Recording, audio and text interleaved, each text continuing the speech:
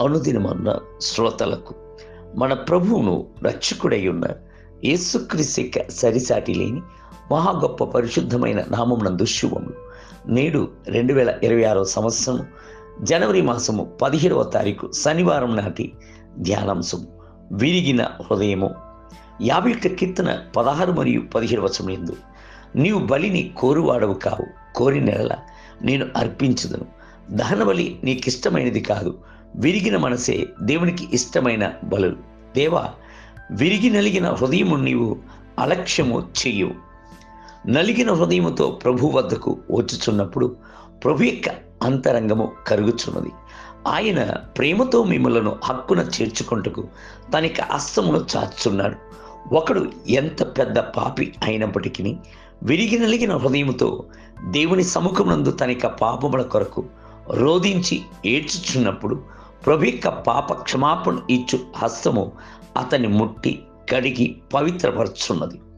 ప్రభువు సెలవిచ్చుచున్నాడు, నేను వినయము గల వారి ప్రాణమును ఉజ్జింప చేయుటకును, నలిగిన వారి ప్రాణమును ఉజ్జింప చేయుటకును, వినయము గల వారి యొద్దను, దీనమనసు గల వారి యొద్దను నివసించుచున్నాను.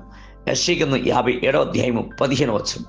ఆలోచించి చూడుడి, ఒక బంగారపు రాయిని భూగర్భంలో నుండి త్రవ్వి తీయుచున్నారు. మొదటిగా దాన్ని కొట్టి విరుచుచున్నారు, దాని తర్వాత కుంపట్లో వేసి కరిగించుచున్నారు. విరబడిన ఆ గడ్డను మేలిమి బంగారముగా చేసి ఆ తరువాత అందమైన ఆభరణముగా మార్చుచున్నారు. శోధన మీ యొక్క హృదయమును విరుచుచున్నప్పుడు మీరు సువర్ణముగా మారుదురు అను సంగతిని మర్చిపోకుడి. యోబు భక్తుని జీవితం నందు ఆయన ఎన్ని శ్రమల గుండా దాటి వెళ్ళి విరగొట్టబడిన అనుభవమునందు ఉండెను. అవి అన్నియును ఆయనకు ఆశీర్వాదముగా మారినది కదా. రోజా పుష్పమును చూడుడి, సువాసన తైలమును తీయుట కొరకు దానిని నలిపి పిండుచున్నారు. మీరు ప్రభువు కొరకు సుగంధ సువాసన వీచున్నట్లుగా ప్రభువు నడిపించుచున్న త్రోవలయందు సంతోషముతో నడుచుదురా. జటామాంసి తైలము బుడ్డిలో ఉన్నంత వరకు అది సువాసన వెదజల్లదు. అయితే అది పగలగొట్టబడి క్రీస్తు యొక్క పాదముల యందు పొయ్యబడుచున్నప్పుడు ఆ ఇల్లంతయును పరిమళ తైలం యొక్క వాసన చేత పరిమళించు. అదే విధముగా మీ యొక్క అంతరంగము విరగ్గొట్టబడి కన్నీళ్లు అన్నది క్రీస్తు యొక్క పాదముల యందు పొయ్యబడుచున్నప్పుడు పరలోకము ఆ సంగతిని గ్రహించును. విరిగిన అంతరంగము నుండి చేయబడుచున్న ఆసక్తిగల ప్రార్థన అనున్నది పరలోకమునకు తిన్నగా వెళ్ళి చేరును.